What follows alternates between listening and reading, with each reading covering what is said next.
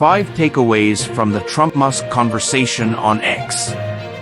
Former President Trump spoke Monday with Tesla founder Elon Musk on X, which Musk owns, marking Trump's most significant return to the social media platform since he was reinstated on it in 2023. Trump and Musk spoke for roughly 2 hours after their conversation was delayed because of technical issues that prevented many from initially joining.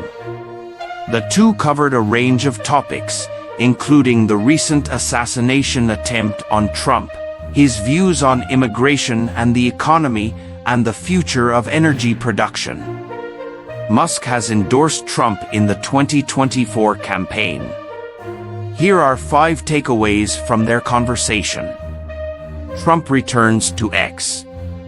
Monday essentially marked Trump's return to the social media platform where he largely built his political brand and rewrote the rules around presidential communication. Trump not only spoke with Musk on Spaces, but he posted several times on X in the hours ahead of the interview, a sign he may be dipping back into X as a means of communication at a tumultuous time for his bid to take back the White House. At its peak, Monday's Spaces had more than 1 million listeners. Trump was a prolific poster on the platform when it was known as Twitter until his account was suspended shortly after the January 6, 2021, riots at the Capitol, when officials said his posts posed the risk of further incitement of violence. His account was reinstated last year after Musk had bought the platform and rebranded it as X. He has posted once since, sharing his mug shot from a Georgia criminal indictment last August. The former president's return to the platform comes as polls have shown Vice President Harris erasing Trump's polling lead and generating significant enthusiasm after replacing President Biden atop the Democratic ticket.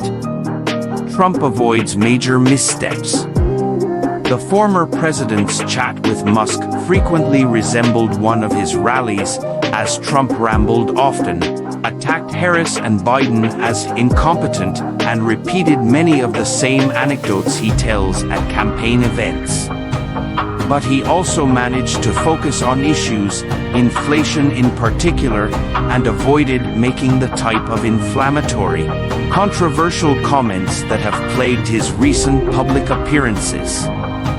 The election is coming up, and people want to hear about the economy. Food prices are up, and this stupid administration allowed this to happen, Trump said. And it's a shame. And that's the thing people most care about, in my opinion. The former president attacked Harris as a San Francisco liberal who had changed her tune on issues such as fracking and defunding the police. He argued Harris would revert to more liberal stances if she is elected in November. Trump also attacked Harris's running mate, Minnesota Governor Tim Walz, D., for signing legislation requiring schools to provide free menstrual products in all public school bathrooms. Some of Trump's recent public appearances were marred by controversial comments, and his allies pleaded with him to focus on policy. A sit-down at the National Association of Black Journalists, NABJ, was marked by the former president attacking Harris for her biracial heritage. A recent campaign rally in Atlanta was overshadowed by his attacks on Georgia Governor Brian Kemp, R., and a press conference last week saw Trump brag about the size of the crowd he drew before rioters stormed the Capitol on January 6, 2021. But still gives Democrats fodder. Despite his focus on policy when going after Harris, Trump's often rambling responses to Musk's prompts still gave Democrats some sound bites they are likely to use against the former president. Trump reiterated his stance that he would try to shutter the Department of Education and allow states to handle the issue on their own, echoing a proposal from Project 2025. A Heritage Foundation document Democrats have aggressively promoted as a blueprint for Trump should he win. Not every state will do great, Trump said. Of the 50, I would bet that 35 would do great. Trump again claimed there are enemies within the country who are more dangerous than Russia or China. He levied plenty of name-calling, deriding Illinois Governor J.B. Pritzker, D., as a loser, ripping Harris as incompetent, and claiming Biden is close to vegetable stage. Harris's campaign account on X promoted Trump's comments praising Musk for firing striking workers at Tesla.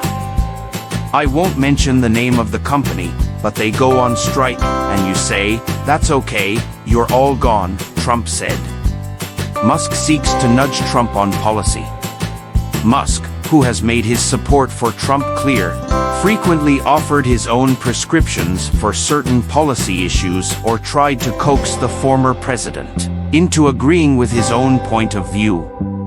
Musk said his views on climate change were that the country should not vilify the oil and gas industry, but that we should lean in the direction of sustainability. Trump has previously said he's for clean air and clean water, but has cast doubt on the legitimacy of climate change. As the two exchanged thoughts on immigration and the surge of migrants at the southern border, Musk opined on his own beliefs about immigration, which was a much softer view than Trump often espouses. The Tesla founder, who was born in South Africa, said he thinks legal immigration is good and that most of those who cross the border illegally are also good people, but that there needs to be a strong vetting process to prevent those who are dangerous from getting in. Trump, by comparison, has promised the largest deportation operation in the country's history if he is elected. He has falsely claimed that other nations are emptying their prisons and mental institutions and sending those individuals to the southern border, and that some entering the U.S. speak languages nobody has heard of.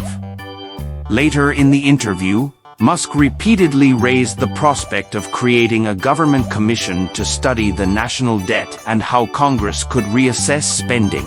I think it would be great to just have a government efficiency commission that looks at these things to make sure taxpayer money is spent in a good way, Musk told Trump. I'd be happy to help out on such a commission. Another event on X plagued by tech issues. For many tuning in to Monday night's conversation, it was déjà vu as the start was delayed by close to an hour because of technical issues. The event was scheduled to begin at 8 p.m. Eastern Daylight Time, and Trump posted a link to the spaces where the conversation would take place about 10 minutes before. But it was at 8:42 p.m. that the event finally got underway. Users posted about having difficulties joining the space, sharing screenshots of messages saying, "Details not available" or "This space is not available." Others were able to join but only heard filler music while waiting for Trump and Musk to begin talking. Musk blamed the issue on what he called a massive DDoS, or denial of service attack, targeting the platform. As this massive attack illustrates, there's a lot of opposition to people just hearing what President Trump has to say, Musk told listeners once the conversation began.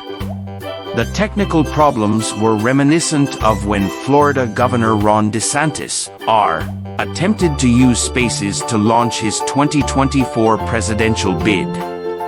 That was also plagued by technical issues, as the call went in and out for more than 20 minutes before Musk ended the original Spaces and attempted to begin a new one. Monday's difficulties may give other politicians pause before doing a similar event on X in the future.